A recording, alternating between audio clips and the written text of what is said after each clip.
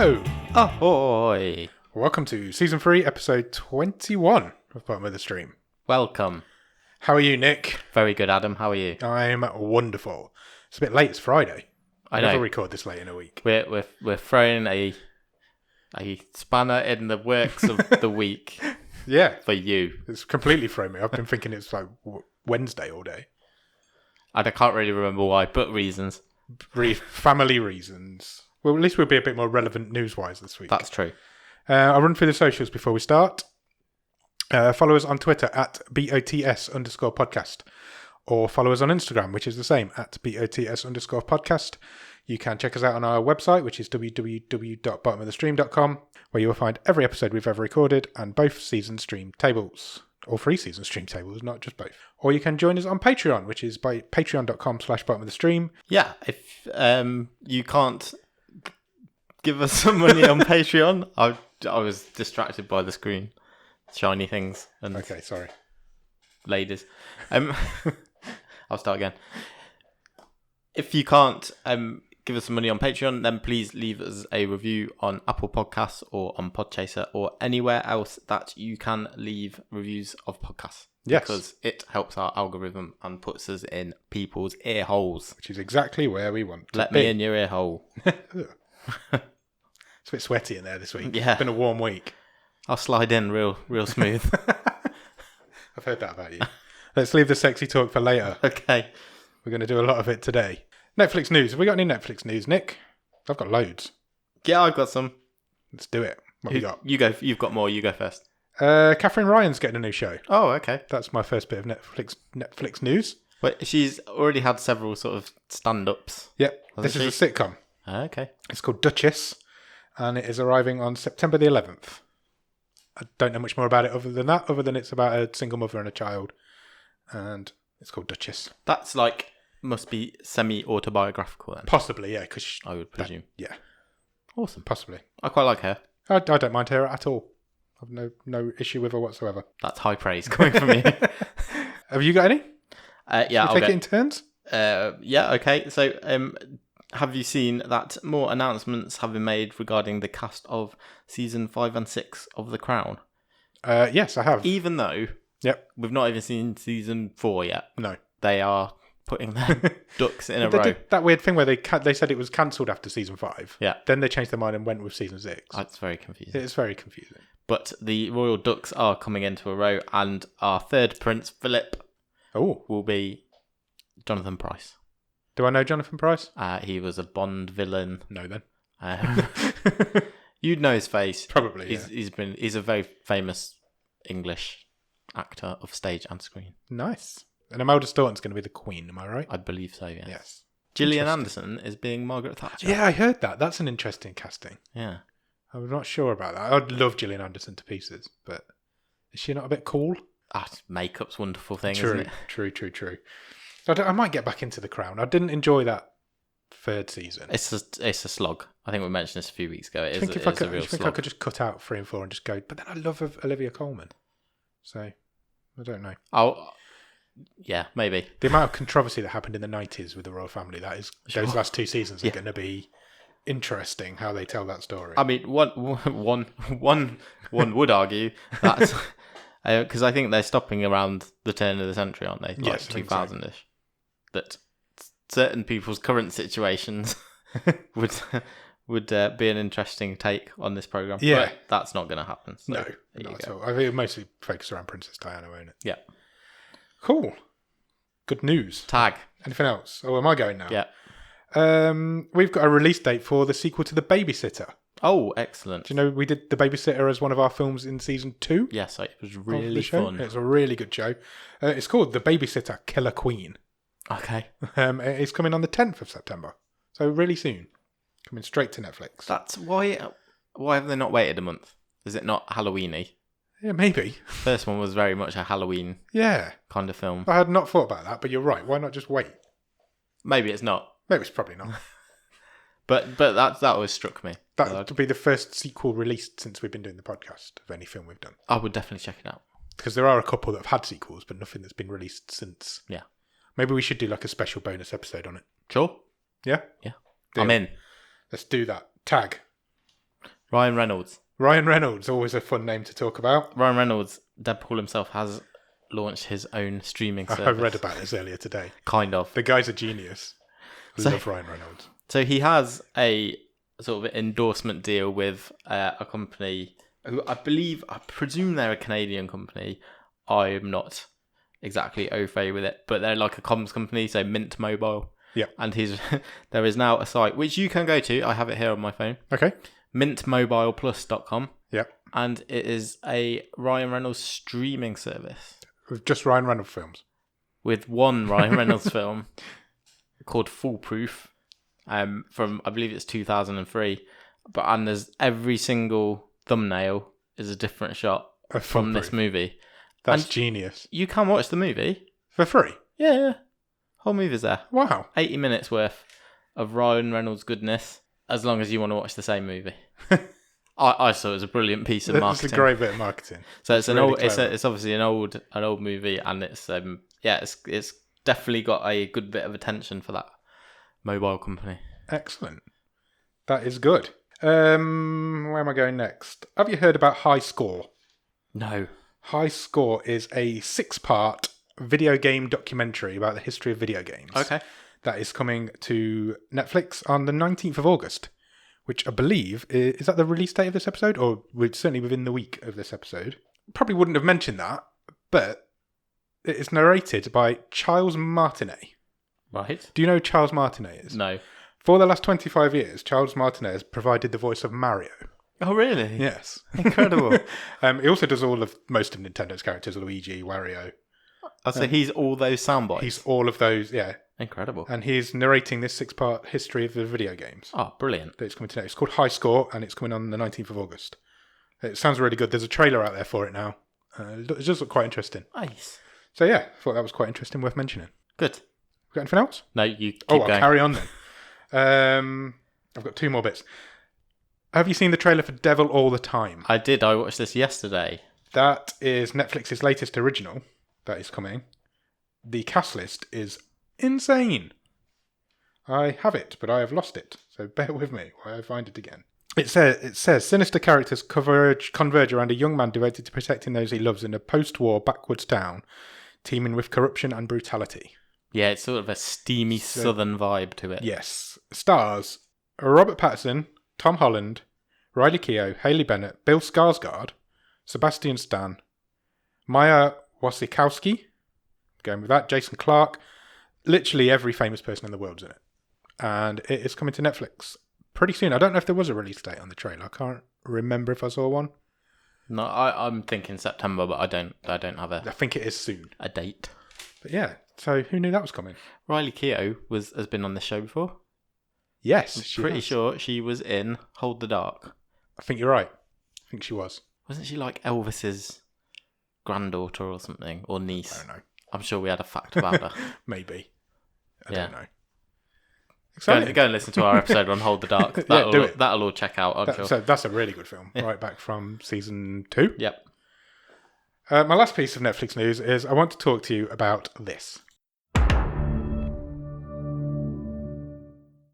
I am familiar with that sound. You should be familiar with that sound. Everybody who's listening to this podcast should be familiar to that sound. That is the Netflix Tadum, is how they describe it. It plays at the beginning. It plays usually when you load up Netflix, and it plays at the beginning of every show they do. Yep. Netflix is starting to release films in the cinema. Sure. So that wasn't long enough for a cinema. What do they call them? It begins with an S. Signal? I don't know. I want to say Spike, but it's not a Spike. So they commissioned Hans Zimmer to remix it. Oh, wow. And this, I'm going to play you what he came up with. You ready? I am.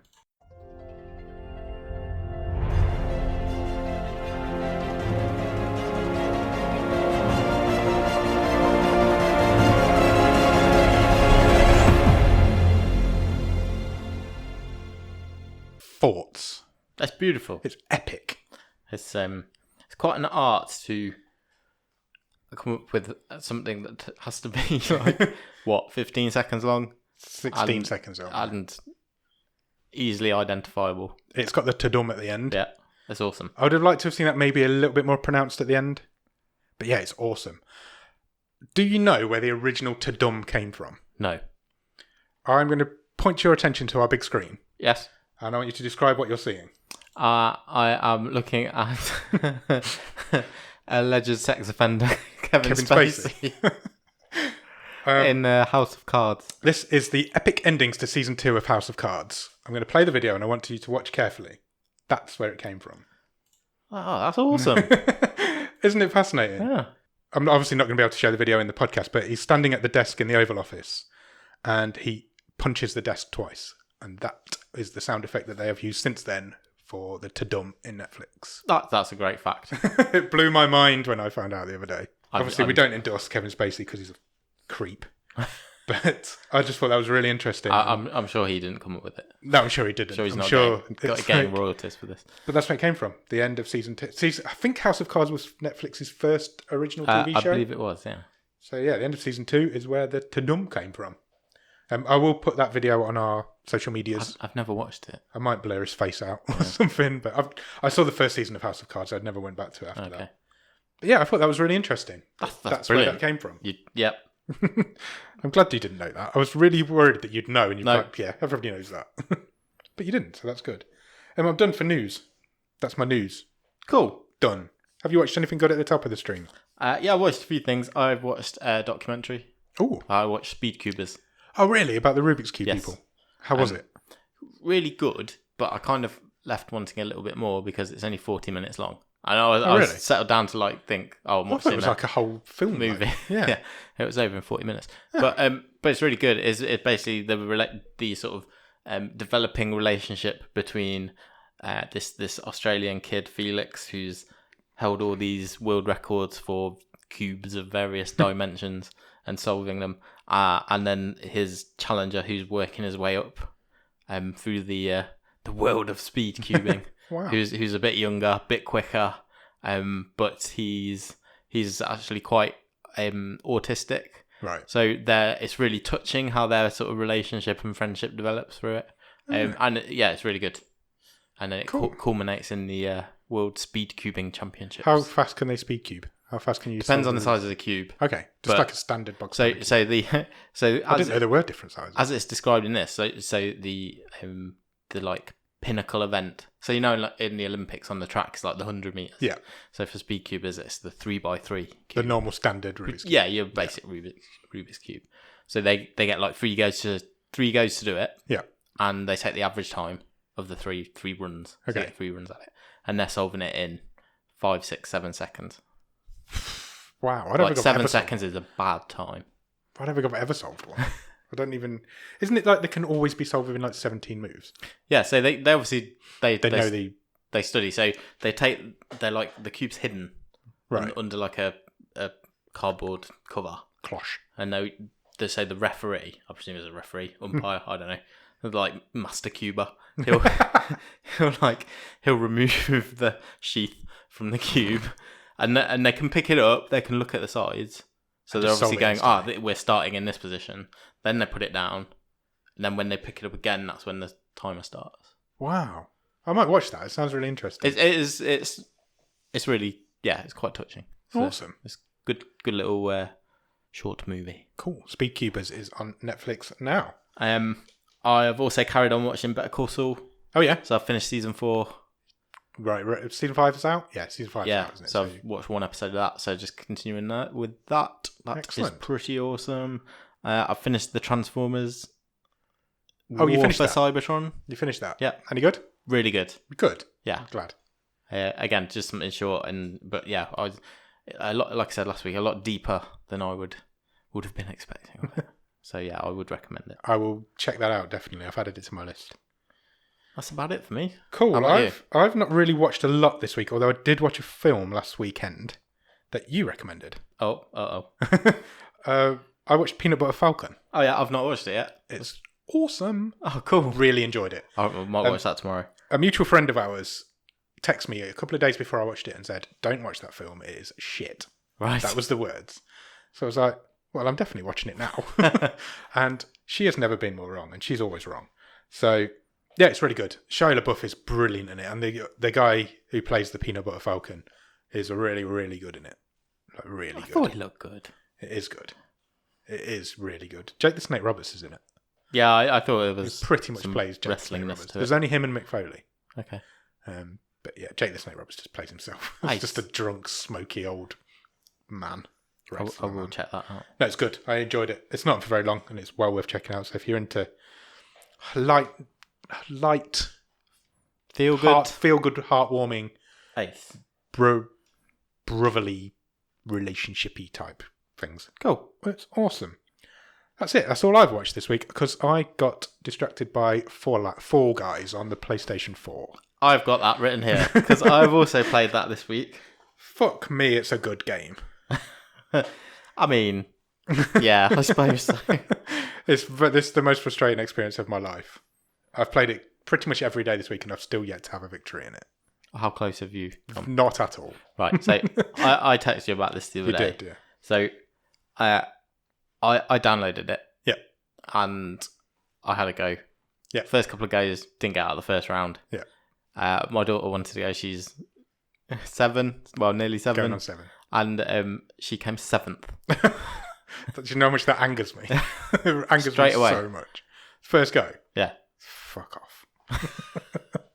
Literally non-stop all week I've been playing this game. She's not coming near that sentence, but I was just like, oh, right, okay. Well, there you go. First time she's ever picked up a controller. Oh, no, she's done it a little bit yeah. before. But yeah, that's crazy. But it's a really good game, though. It's a lot of fun. It is fun. It is a lot of fun.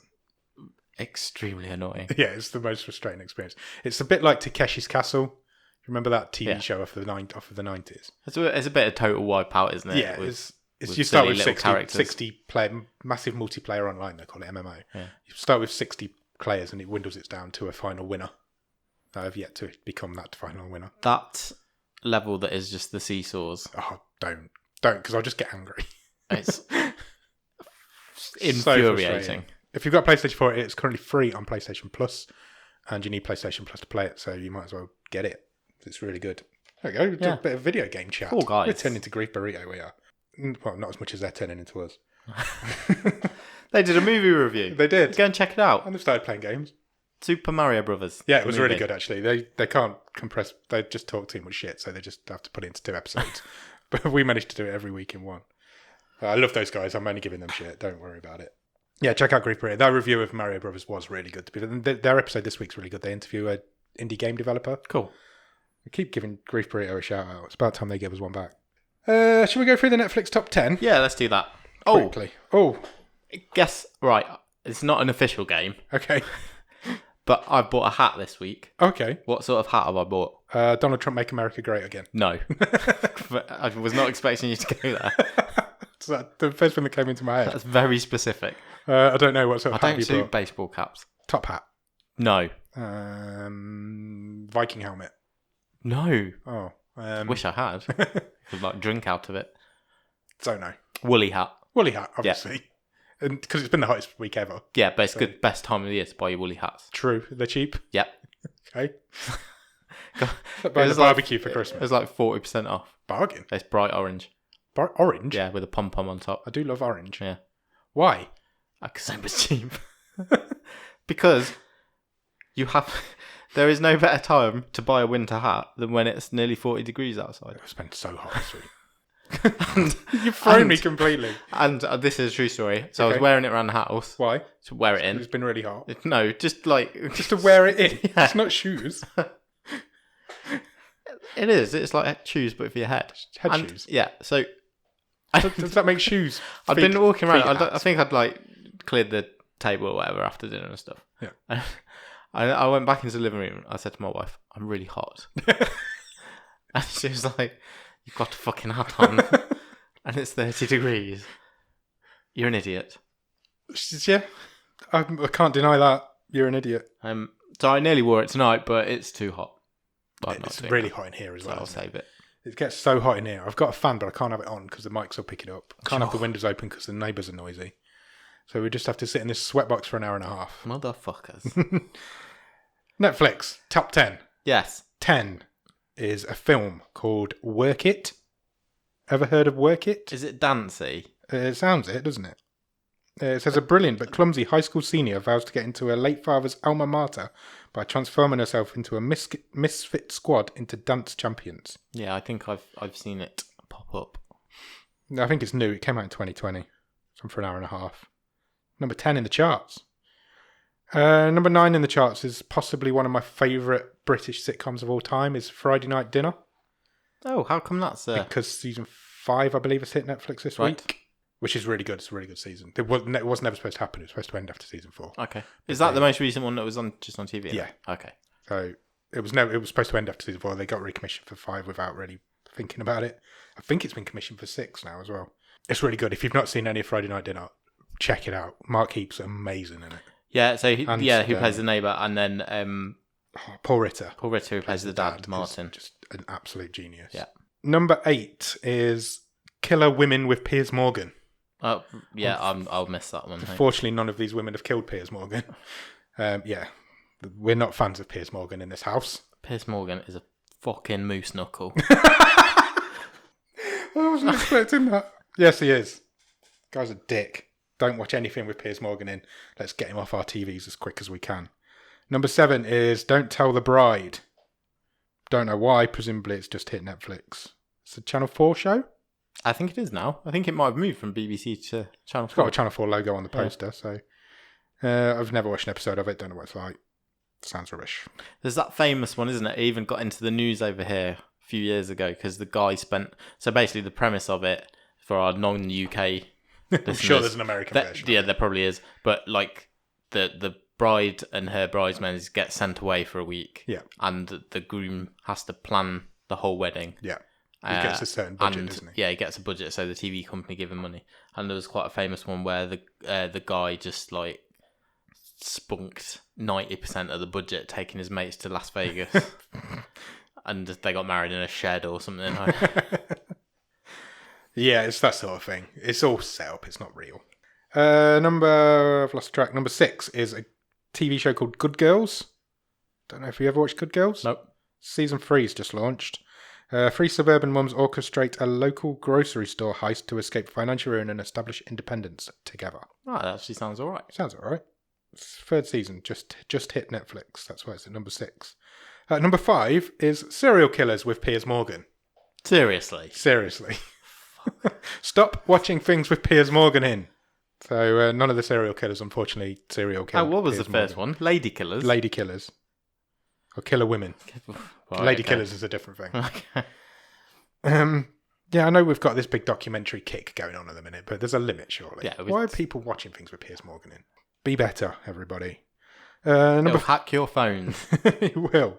Number 4 is World's Most Wanted, which you briefly mentioned in last week's episode. I did say it was coming. It's coming. Well, it's come, and it's now 4th on Netflix. It's about suspected of heinous crimes they've avoided, captured despite massive rewards and global investigation. A docuseries profiling the world's most wanted. There are 5 episodes. 5 episodes? That's an unusual number, isn't it? I did say that last week, 10. if you recall our episode. Oh, I don't listen to you when you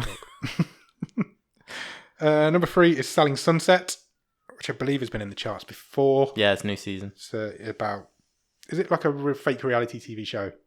I think it's like that kind of Made in reality. Chelsea type thing. Yeah, it's like rich people selling houses to rich people. There's 3 seasons on there.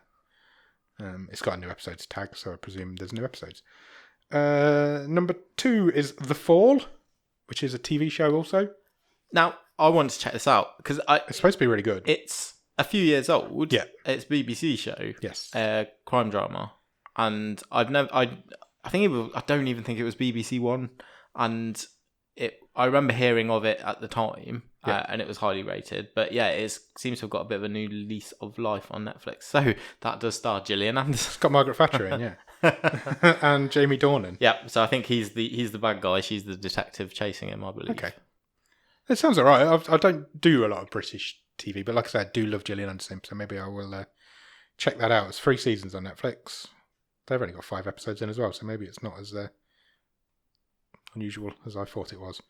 And at number 1 this week is The Umbrella Academy. Season 2 just recently launched this week. Now, I feel like I should like The Umbrella Academy. That's it. That's why I started watching it. We watched 2 episodes and never went back. I watched 6 and then gave up because I'm like, this is a waste of my time. Oh, really? I couldn't get it. I couldn't get into it. I just didn't enjoy it. Let me know if I've missed it. Yeah. Missed out. Am I missing something here? I feel the same. I feel like it's my sort of thing. And it just didn't hit with me. There was just nothing there. Yeah, same. Oh, that's interesting. Yeah, that is interesting. I got a little bit further than you, but not. Mainly probably because I'm a lot more bored than you. I have a lot more time on my hands. So that's it, I think. Awesome. Shall we talk about this week's film? Oh, yes.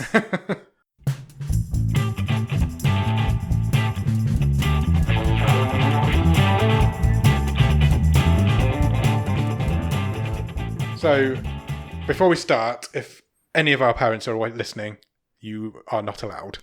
Please leave. Do not listen to this episode. This film is filth. And it's called The Overnight. It's from 2015. It is a 15. It is only on for 1 minute and 1 minute. It's only on for 1 minute and 19 seconds. It's a short night.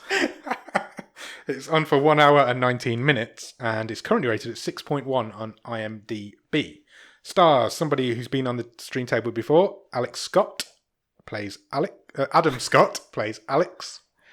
And he was in Little Evil. He was. Back in season 1. It was about the 3rd or 4th episode we did. Yeah, it finished really high up in the stream table as well, didn't it's fun. Fun it? film. It's good. Most famous probably for Parks and Rec. Yeah. He's also in The Good Place. Yes. And he's also in Step Brothers, which is probably his biggest film. So you'll know him from one of them. But yeah, check out Little Evil. That's quite a good film. Also stars Taylor Schilling, who has also been on the stream table before in this season. She opened this season for us. She did. In Take Me. She plays Emily. You'll know her obviously most for Orange is the New Black, where she plays Piper. Also stars Jason Schwartzman as Kurt, who's been in pretty much every film that Wes Anderson ever made. Yeah. Yeah? He has. He was most recently, I think I saw him in Medical Police. Yeah, I was just going to say he was also in Medical Police. But yeah, Wes is a bit of a muse of Wes Anderson. Well, he's literally everything he's ever been in. Did you also know that he's Nicolas Cage's cousin? No. He is. He is a nephew of Francis Ford Coppola. Oh, I did not know that. Yeah. You're blowing my mind this evening. Full of the facts. You got to love IMDb's trivia. Written and directed by a guy called Patrick Bryce, who, if you've seen Creep or Creep 2, you will know who he is. However, those films are completely different from this film to the max. I've seen Creep. I've never seen the second one. But yeah, they're completely different. If you're triggered by sexual discussions, you need to leave because this film is filth. Do you have a one-word review? Don't say filth because I've said it 3 times. Merkin. Yes. Yes. Where does this film start, Nick? Quite appropriately. So our stars. Yep. So Emily and Alex, who are Taylor Schilling and Adam Scott, are in their marital bed. They are. I don't think we're going to be able to brush around the sex subject in this film. There's a lot of sex in this film. So yeah, they're getting down in the bone zone. Yes. Before we start, Adam Scott has lots of attractive film wives or girlfriends. Okay. So he was with Evangeline Lilly in Little Evil, wasn't he? Yeah, he was. And now he's got Taylor Schilling. He does well for himself in fake world. Well, I'm not sure how in this movie because he's got this goatee beard. Oh, yes. That is awful. Awful. I think he's a reasonably attractive man. Yeah, he doesn't need that goatee beard. But that is a bad... It is. Oh, it's a bad beard. It's a really bad beard. Yeah, they're doing the naughty. Unfortunately, they have to finish themselves off. Which is never really explained why. It's kind of a little bit end. later on. But maybe speed is of the essence. I'm not really sure. It is because they could hear the kid moving They've around. got a kid, a young boy. Yeah. It's called RJ. He's probably 3 or 4? Yeah. They can hear him moving around the house, so they know he's coming in pretty quick. And he does. He bursts in and dives on the bed just as they're finishing up. And it appears that this family have just moved into the area. They've moved to Los Angeles, where this film is set, from Seattle. Yeah. So they're still living out of boxes. It feels like they've literally just moved there. Yeah, I think it may be said that they've only been there a couple of weeks. Yeah. They're still living out of boxes. They can't find anything. Someone who's better at making notes than me might have noted that, but I haven't. Who would that be? Ross probably did. Ross, help us out. Taylor Schilling gets up. Emily is going to work. Yeah, however, it seems like she is the breadwinner. Yes, it appears he's a stay-at-home dad. Yeah. He stays home with the kid while she goes out to work.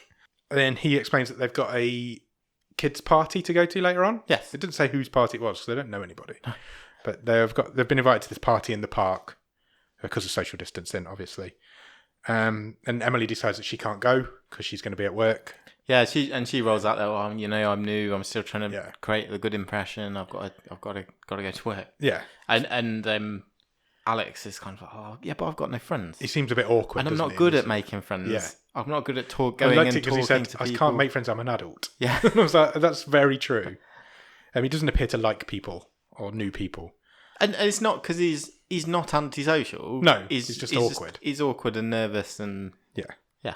But he does go, and they go to the park and this party, and he's kind of standing away from all of the other parents. I really like this detail. Is that it wasn't really like drawn out and sort of put up in lights, but I quite liked it. So as they're having this sort of conversation, they're trying to find the kids' shorts. Yeah, because they're still unpacking. Yeah, they can't find any clothes for him. No, I think they call him his summer trousers. Summer trousers or summer pants. Yeah, they're just shorts. So he takes the kid to the park, and it turns out he's just took a pair of scissors to these pair of trousers. Yeah, and he's there at the party, and he's kind of away from everybody else. He's kind of standing on his own, isn't he? Just watching his kid. He's kind of murmuring to himself, isn't he? Sort of saying, "No, fuck you. You don't want to talk to me." Yeah. But then she turns up. Yeah. She's obviously somehow managed to get out of work, and she turns up and surprises them, and they have a bit of a fun time at the park. She's brought some sweets for the kid. Yep. And the kid's off playing with another kid. Seems to be getting along. And they suddenly realise that there's a creepy-looking strange man talking to their child, which is worrying, disturbing, I guess. Well, he's talking to both kids. He's talking to both kids, but they are concerned by it, but they're not sure if they should approach him or not, or see what he's doing. And then he approaches them. And this is Kurt. This is Jason Schwartzman's character. Yeah. I said Schwartzman, really funny then, I don't know why. He is an odd man, to say the least. Yeah, so he throws a load of stuff at him, doesn't he? He's like, oh, I'm kind of like the mayor of this area. He's just bullshitting them. He's a full-on bullshit artist. He's taken the sweets away from the kids. Yeah. Because his kids are vegan. His kid is the one that RJ's playing with. His kid's called Max. And he's a vegan, so he's taken the sweets off him. And they kind of get chatting to him, and he is quite friendly with them, and they're quite friendly with him, and they end up chatting and talking about schools, and because it's clear that they've forgotten to enroll RJ into a school. That comes out quite quickly. And eventually, after this long conversation, he invites them to his house for dinner. He does. Which is nice. Why not do it tonight? He says. Yeah, why not do it tonight? So they do.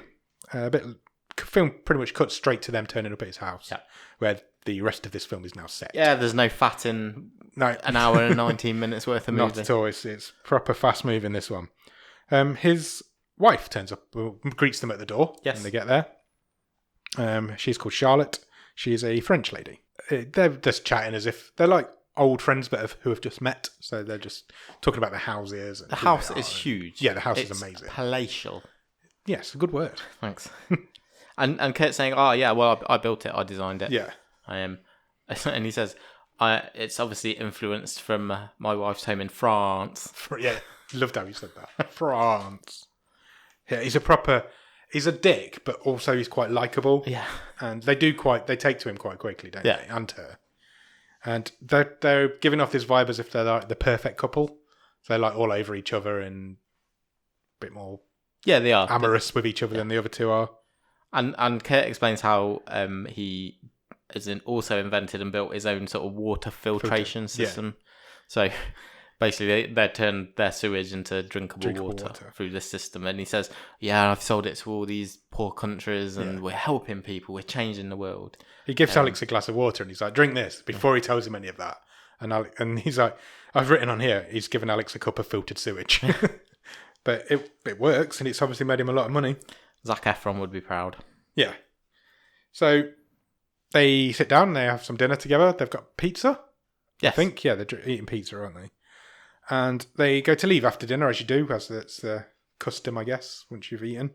But they get talked out of it. Kurt and Charlotte kind of talk them into staying a bit longer. They offer to put the kid up to bed in Max's room. Yeah, and Kurt gives this like speech, doesn't it? Your kid doesn't get to decide when you leave. Yeah. You know? Don't let the kid rule the relationship.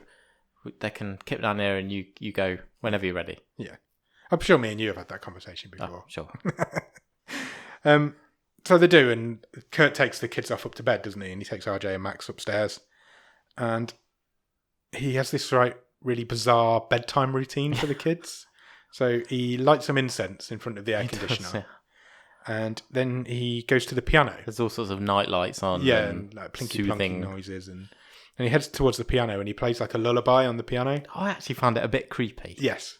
Me too. I'm glad you've said that. It wasn't, because it's more like a harpsichord type thing than a piano, isn't it? Yeah, the high end of the piano. And it is quite creepy. Yeah, I'm sure I've heard similar music in a horror film. Yeah. Basically. I thought that at this point, that's still where this is going. I was expecting this to be like a horror type slasher film.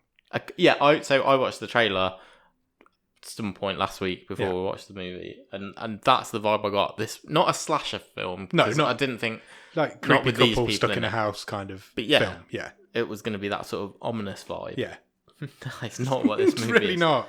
The kids instantly fall. As soon as he starts playing this song, it's like he's hypnotized them. The kids instantly fall asleep.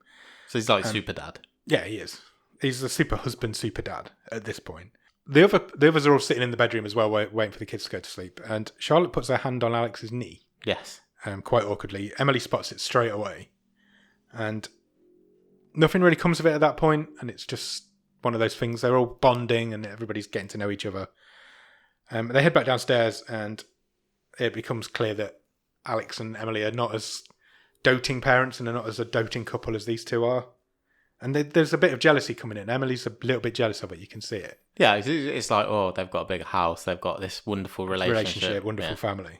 So they get into a bit more chat about sort of what, careers and all that sort of thing, kids, jobs. And Charlotte sort of says that she's a masseuse. Yes. But also an actress. Yeah, because she lives in LA and that's all people do there. And this sort of causes Alex and Emily to say, "Oh, well, is there anything we can watch? Can we see you in anything?" That'd appropriate answer to when somebody tells you they're an actress or an actor. Yeah, they say, it'd be a real thrill to see you on TV or anything.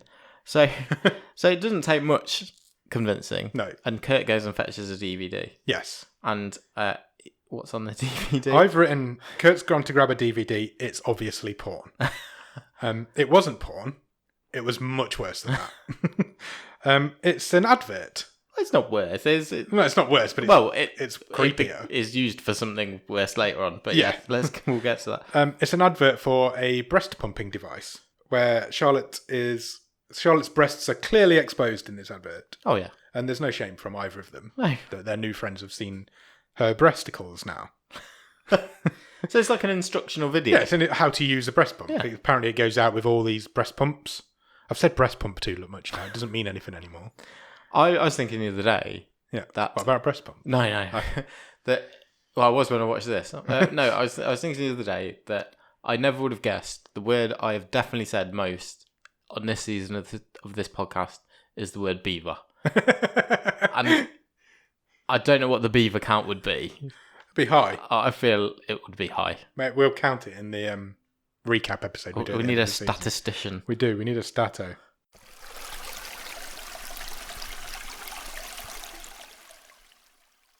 Kurt then once it's finished, Kurt takes the DVD out and gives it to them and says, "You can keep that. It's a gift. Take that home. Take that home with you." It's awkward. It's very awkward at this point. It's gone beyond awkward now. Because these people don't know each other. They've literally just met. Yeah, exactly. They're about to get to know each other. Charlotte goes off to get some more wine from the kitchen. Yeah. Alex goes off and gets some pot. The pot comes out. And there's a pot montage. Yeah. There's lots of dancing and singing and ass slapping. Bit of grinding. You know what? Sort of. It's mostly Kurt slapping Alex. Alex's ass, yeah. Kurt then, while they're all drunk now. They're all high now. Yeah. For the rest of this film. That's Cool. pretty much how they stay. Kurt takes Alex off to, he's got like an art studio. Yeah. Where he's got loads of paintings all over his walls. They're quite nice paintings, I thought. Lovely flowers. He's created an exhibition. Yes. So it's a whole series of paintings upon a theme. And the exhibition is entitled Portals. Yes. Which really made me laugh. Because... They're close-ups of flowers, are they not? No, they're not. So they are close-ups of buttholes. Yes. They are indeed. Multicoloured. Yep. They're quite nice. If you like that sort of thing. Yeah, he's really proud of them. Yeah, and Kurt says, well, and they're good. They are good, to be fair. They're good pictures of buttholes. Yes. It's for a painting of a butthole. They're not quite good. shit paintings, they're shit paintings. So, and Kurt says they're all from life models. Yeah. And then he asks Alice to guess which one is his.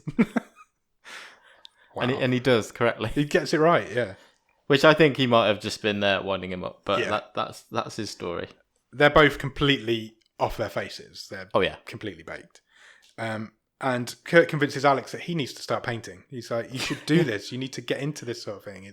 It'll free your mind. You need to get into... And Alex is like, yeah, man, I do. I think I've just decided I'm going to be a painter. Be a painter. So I've never picked up a paintbrush. while this is happening, the two girls have gone upstairs and Charlotte shows Emily her bedroom. Yeah. Which she implicitly implies is her bedroom. Yes. And which Emily then thinks, well, these two don't sleep in the same bedroom. Maybe everything's not as good as we thought it was. They're both smashed as well. They head back downstairs to try and meet up with the boys. And because also Kurt's a photographer. Yeah. So he's got, in the same room as his art studio, he's got a photography zone. Yeah. And he says, you know, where we met at the playground earlier, yeah. I took as Max, my son, there a few months ago. Yeah. And I really like the floor, like around the climbing frame. Yeah, it's so like cushioned floor. The play matting. Yeah. So he said, I just had this whole room, had it installed they all kind around of this room. bond over this cushioned floor, don't they? So they do like a little bounce on the floor. I've got a cushioned floor in one of my rooms. And it is good, yeah. And then Kurt convinces Alex to sort of start posing for some photos. At which point the girls come in. Yeah. And the girls catch them in a rather compromising position because Alex is shirtless, yeah, bent over with his ass towards the camera. He still has his trousers on. He does have his trousers on at this point. And Kurt's taking pictures of him. And the girls are like, I think if they'd have been sober, it would have been a bit more awkward because they were drunk. It was like, what the fuck are you doing? They're having a laugh with it. They've got a pool. Yeah, and Kurt says, I've got the perfect thing. Yeah. We're going for a swim in my pool. Yeah. It is full of this fresh water. Yeah, it's almost healing. Yeah. It's ultra-filtered water. So Kurt leads away. They go outside. Yep. And he just whips it all off. He does. And we have, I believe so. A drum roll, please. No.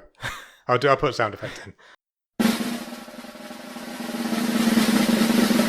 We have our first dong. We have our first ever bottom of the stream wang. It's clearly fake. Quite clearly. It's enormous. Yeah. I hope. Yeah. Kurt's wang comes out. Yeah. I mean, yeah, it's impressive. He dives in the pool. Charlotte also gets naked. Yeah. Dives in the pool. And Alex and Emily are obviously intended to follow, but they're hesitant. Yeah. So they go inside to have a bit of a discussion. Yeah, they go to like a summer house or something. They sober up quite quickly of like, we need shit, to go are we going to go and do this? Yeah. Alex really doesn't want to. He's dead against this. Yeah, he's and we don't really know why yet. No. But he's obviously got some issues. And he's got some insecurities. Yeah, I don't want to do this. To be fair, if I'd just seen that, I wouldn't want to either. So they agree. They come back out in their underwear and they agree. Look, we'll come in. We'll have a swim around with you. We don't mind. And that, Kurt, to be fair, he's fine. Kurt and Charlotte are like, yeah, whatever you want. Yeah, just if that's what you want to do. do. Get in there. Let's carry on having fun. Yeah. Well, we get another montage. Yeah, we get a drunken pool montage. Pool montage.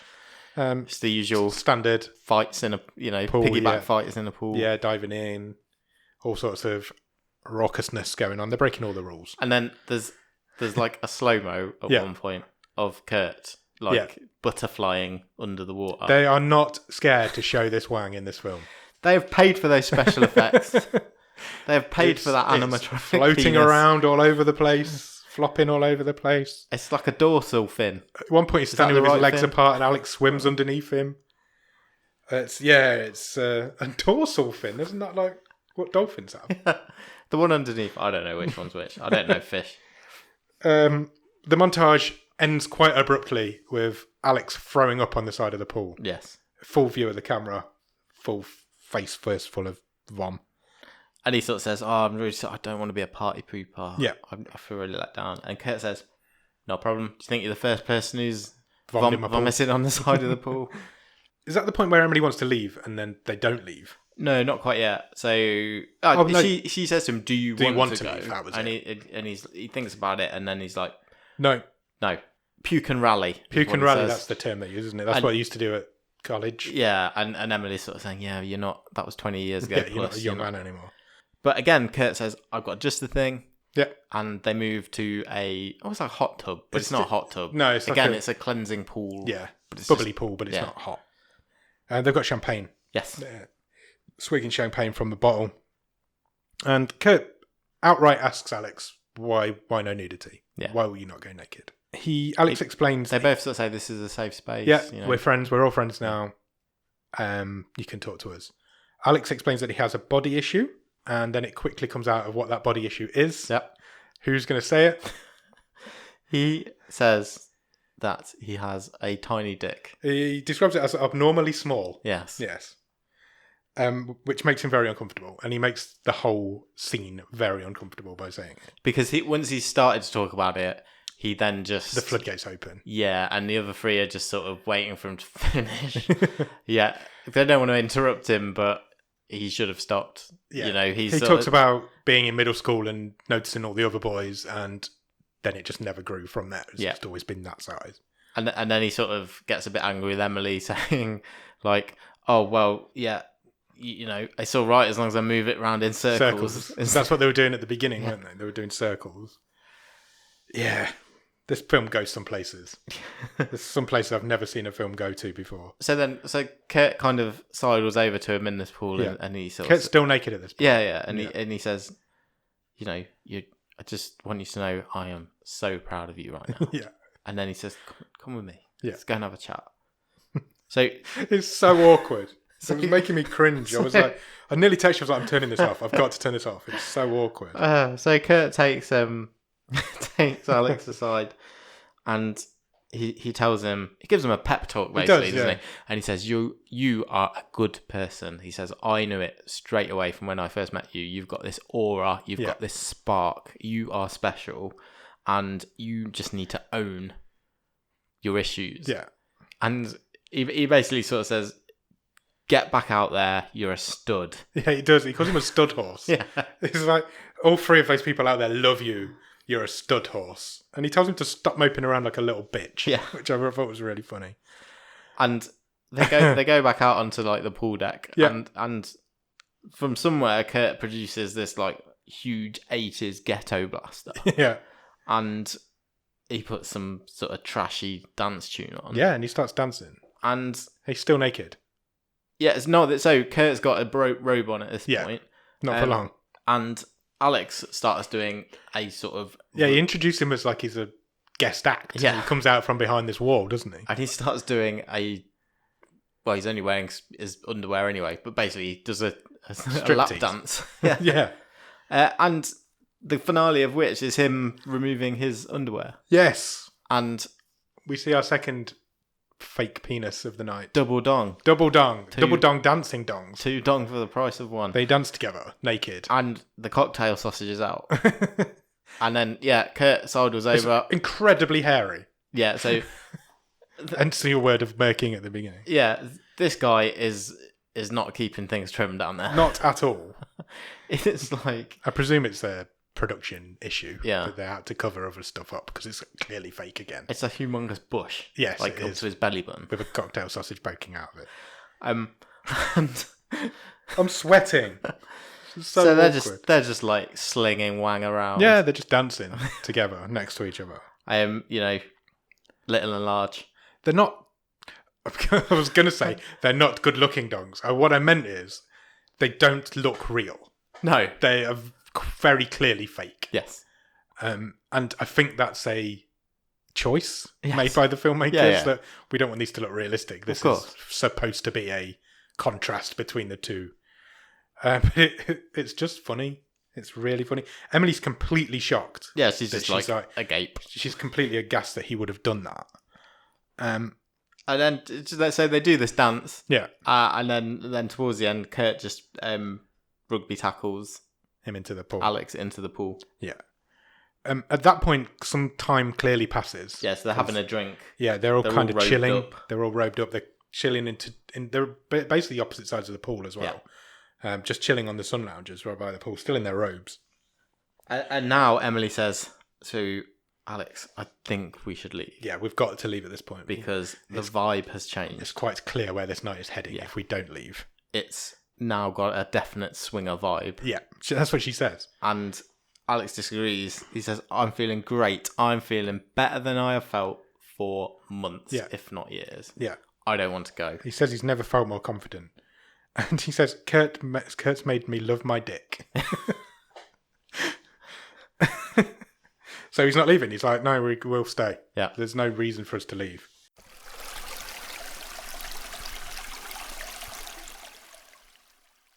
Charlotte decides that they need more booze. Yeah. So her and Emily go and do a booze run. Sure. In Charlotte's car. Emily points out before they leave that there's at least 5 bottles of whiskey in the house. Yeah. But she wants to go anyway. And Charlotte just kind of brushes it off. Yeah. And they're in the car on the way to wherever they're going. Remember, they're both completely fucked. Yes. And Emily's driving Charlotte's car. Emily kind of comes... She says, why am I driving? Yeah, I should not be driving. And Charlotte says, oh, well, I'm French, I can't drive here. She's like, what, have you got a car? Which actually came across to me. I don't know if I presume they were going for their laugh, but it actually came across to me as quite creepy. Yeah. Like, oh, you're just using this person for wherever we're going now. And it's always quite clear that they're not going to a shop. Yeah. It's quite clear from the very outset that there's no way that's where they're heading. Emily even says to her, where are we going? Where are you taking me? Yeah, and Charlotte's like, why is this a surprise? Yeah. We quickly cut back to Kurt and Alex, who are having a bit of a sex chat about how things work down there. And the girls arrive at a massage parlour, randomly. So you think, oh, they're maybe just going for a little massage. As girls do. Shit knows what time in the morning. Which is clearly a weekday as well. Yeah. Because she'd been to work and she says later she's got to go to work. Charlotte locks Emily in a room and says, look through that hole in the wall. Yeah, there's a peephole. So I'm like, bearing in mind I know where this film's already gone. I'm terrified of where this film is about to go. I have no idea what's going to go on in here. Charlotte does look through the peephole. Yeah. No, Emily looks through. Emily looks through the peephole and she sees Charlotte. Yeah. And a man is lying on a massage table. And then she gives him a massage. Yeah, she does. She's it says some like middle-aged businessman. Yeah. And she focuses on one particular area of this businessman. Charlotte gets right down to it. She just gives him a hand shandy. She does. Whilst Emily watches through a hole in the wall. What the fuck? I have no idea. What was that all about? And then they're driving back as if nothing's happened. That's so weird. And this is not explored really at all. Other than it comes out in the conversation on the way back. Charlotte says, "Oh yeah, Kurt doesn't know about this. Yeah, it's just fun." She says he doesn't satisfy me. Yeah. So I need to go out and take risks and do this sort of thing. And then they get back to the house. And at this point, Emily says, "Well, oh right, that's weird. I've never been with anyone apart from Alex." Yeah. They head back to the house. Emily grabs Alex, takes him aside pretty quickly, and she's like, "Some weird shit has just gone down. Please, can we go? Please, can we go home?" And he doesn't want to hear it. Alex is like, "I am having the best night of my life. I am not going." He's anywhere." actually a bit of a dick to her. He is. Yeah, he's pretty mean. Yeah, but he's twatted. Yeah. The kid wakes up at this point. They hear it on the baby monitors. So Alex wanders off upstairs to sort the kids out, and he checks on the kids. They're fine. And they're fine. And as he leaves, he bumps into Charlotte, who is outside the kid's bedroom door. Yep. And she asks him if the kids were all right, and she says yes. He says yes, and she takes him to her bedroom. Yes, correct. Which we met earlier. We met her bedroom earlier today. Cut back to Emily, who's downstairs now with Kurt. And she's basically questioning it. She's giving him all the questions. So she's right to the point now. She's like, what the fuck is going on? How do you afford this place? Yeah. Who are you? What's going on with you? Yeah. And he's like quite open. He says, look, I'll be honest with you. we make most of our money from... I don't know why... I don't know if this is true. It can't be true. But he very much focuses on Scandinavia. Yes, he does. And says that there is a real proliferation of amongst Scandinavian Love how men. awkward this is making you. No, I'm just trying to work out how to phrase it. Basically, they make all their money from sending the instructional breast pumping videos to Scandinavia because all the men there use it as wanking material. Yeah, that's basically what he says. And that's where their money comes from. Yeah. So they make these genuinely instructional breast pump videos that go out with the breast pumps, but then also sell them to Scandinavian men as wank bank material.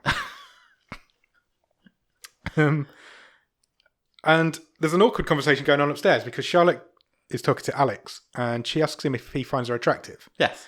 And if they weren't married, would they have sex? Because she's French, so she speaks in broken English. Alex he answers it quite well. He's kind of, yeah, if you are attractive, and if we weren't married, then maybe, but we are, so it's not something we can do. Come back to Emily, who says that whole situation is fucked up. I've written, it is. Yeah. And Kurt and Emily decide to head off upstairs to try and find where the other two have gone. They do, and they catch Charlotte genuinely massaging Alex now, not the way she was doing. He is face down. He is face down on the bed. I'm sweating. It's so hot in here. Which, unless she was going to milk him like a cow, they hadn't got that far. Wow. So, he's just having a massage. Which obviously has completely different connotations to Emily as it did earlier, yeah. Yeah, which is quite amusing. And so they quickly stop the massage, and Emily takes Alex aside and tells him about what she saw. Yeah, they head into the bathroom, don't they? And she tells him exactly what happened earlier on. And the penny kind of drops with Alex at that point. He's like, oh, maybe they are swingers. Maybe some shit is going down here. And they both end up accusing each other, this is Emily and Alex, about being curious about other people. Yeah, because Emily clearly stated that she's never been with anybody other than Alex. Yeah. So she starts accusing him of wanting to sleep with Charlotte to start with. And then he flicks it back on her. And says, because she says, and I actually thought this was a really nice bit of character, considering how filthy and crazy this film is. There was a nice bit of character and relationship building here between the two of them, because Emily says, since we've been married, since we've had the kids, I worry that you'll look somewhere else and that, you don't think as much of me. And obviously Alex has already got his body issues. So actually this has caused them to have probably their most open and honest conversation. Yeah. And, really sort of talk about their feelings a bit. But it does turn into a bit of a confrontation because... So they because they're now angry, they basically, particularly Alex, he's very wound up. Yeah. They storm out of the bathroom. Yeah. They confront Kurt and Charlotte, and Alex basically is like, right, Kurt, do you want to sleep with my wife? Yeah. And he's a real dick with the about swinger. it as well. Yeah. He's like, again, he goes into a monologue. Full on meltdown. And they're all kind of shouting at each other. Yeah. And then Charlotte shouts a thing that completely changes this whole film. Yeah. Because she shouts, Kurt does not want your wife. Yeah. He wants you. Yeah. I thought it was great. I did as well. It was a proper twist. Yeah, I thought it was a really neat little twist. Yeah.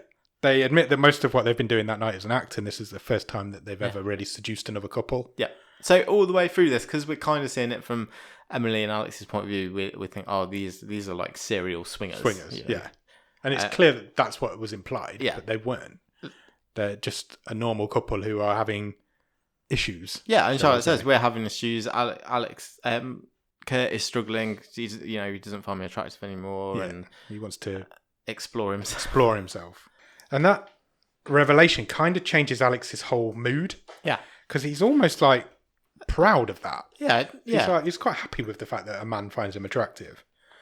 He's obviously not going to It's act not really on it. relevant that it's a man, is it? No, it's not. It's just somebody is... Yeah. Yeah, even knowing everything he knows about him. Sure. He still finds him attractive. Alex apologises at that point to everybody and it all calms down.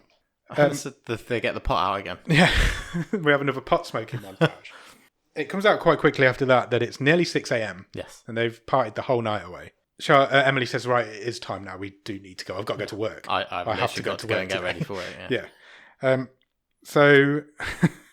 So they hug each other. They agree to do it. Meet up again. They have a group hug, and during this group hug, things get a bit... things take a turn, Oh, sure. shall we say. During the group hug, Alex and Kurt start kissing. Yep. um, Carry on. quite passionately. Yeah. And they end up heading to the bed, the four of them, where Alex strips Kurt's gown off him. Yeah. And Emily gives him the nod. Yeah, Alex kind of makes eye contact with Emily, and she nods her head at him, and he starts jerking Kurt off, whilst also kissing Charlotte. Yeah. Emily's involved there somewhere. There's an orgy going on now. Yeah, yeah. This is a turn I was not expecting. I did not see this happening. And it goes on for quite a while. There's a lot of kissing and cuddling going on and jerking off going on. They're all getting into it. And then suddenly the two kids burst in. Yep. And there's a mass scramble for covers. And shit, what the fuck's going on? It's a neat bookend to this movie. It is. It's really, really neat. Kurt manages to get some shorts on or something. And he takes the two kids away. And as they're walking away, one of the kids says, "Oh, well, you were wrestling," which I thought was really funny. And they go home. They take RJ and leave. Yep. Go home. And we're coming up towards the end of the film now. It's quite clear that some time has passed. Yeah, because he's got rid of that beard. Yeah, the beard's gone. The goatee's gone. They're back in the park. They're sitting. Alex and Emily are sitting on the park watching RJ just chilling, playing, do what kids do. And they're discussing getting a dog.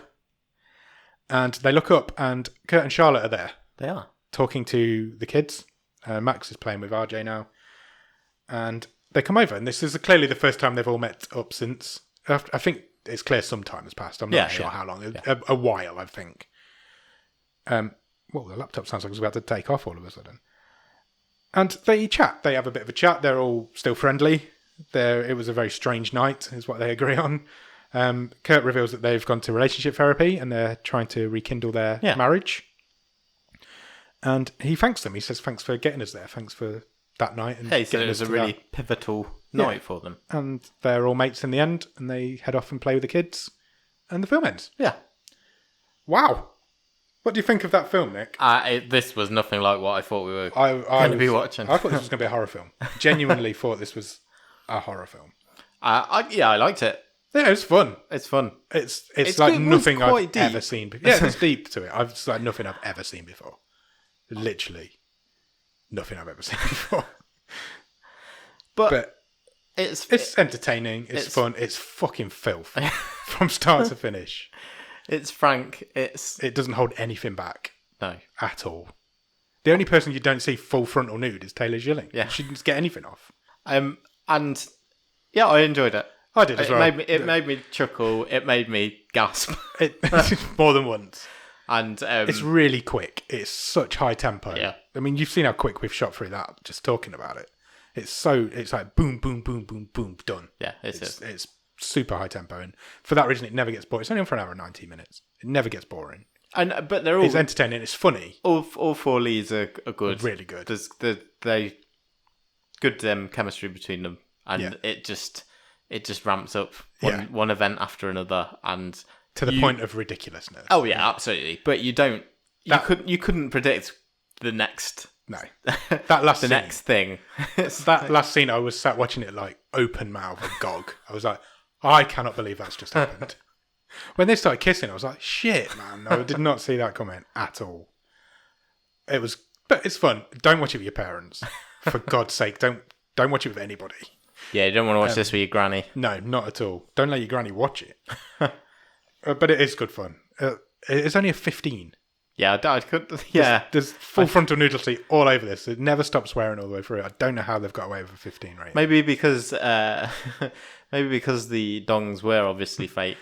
Maybe that adds. There's a lot of swearing in it. Maybe that downrates. There's drug use. There's drink. There's sex. There's homosexual sex. So I don't know how it's 15.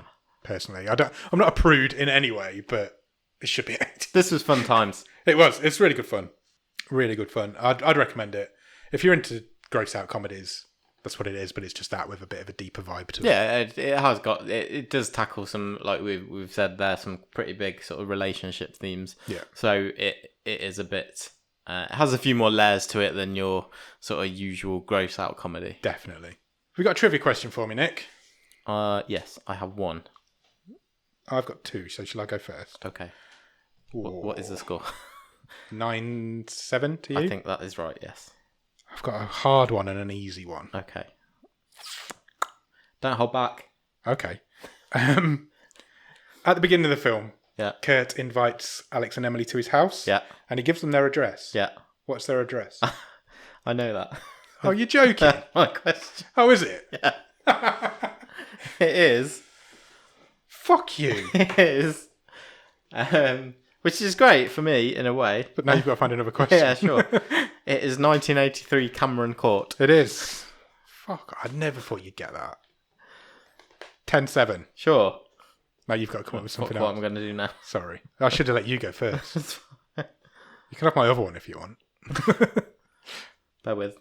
I'm bearing with. I don't know what I'm going to do. I don't know if I've got anything in there. Okay, I've got one. Go for it. So, just after they've argued, Which time? before they have this sort of climactic or non-climactic It didn't go that far. orgy scene, Yeah. Alex comments that Kurt has got an outstanding selection of robes, Yeah. as in bath robes. And he's like, why have you got so many? Yeah. And he says, I got a really good deal. Yeah. How many robes did he buy in bulk? I've got two numbers have come into my head and I know it's one of them and I don't know which one it is. Oh, that's going to really piss me off if I get the wrong one. 12. It was a 12-pack of robes. Well done. It was 12 or 20 and I went with the lower number. Awesome. 10. 9-8. 9. 9-8. I thought it was 10-8. It was 9-7 earlier. Okay. So it's 10-8. 10-8. What, 4 episodes left? Yeah. Shit, I've got some catching up to do now. That's doable. It's doable. Stream table? Yeah.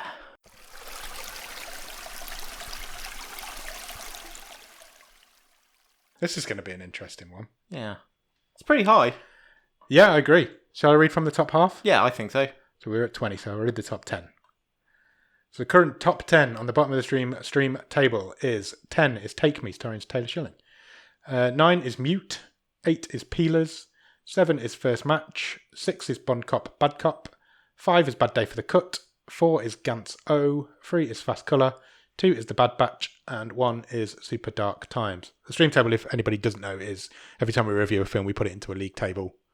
And that's the top 10 of that league table currently. And now we're going to try and put this film into Yeah, so we do a new table for every season. And we have done 25 episodes per season. Yeah, so we come up towards the end of this season.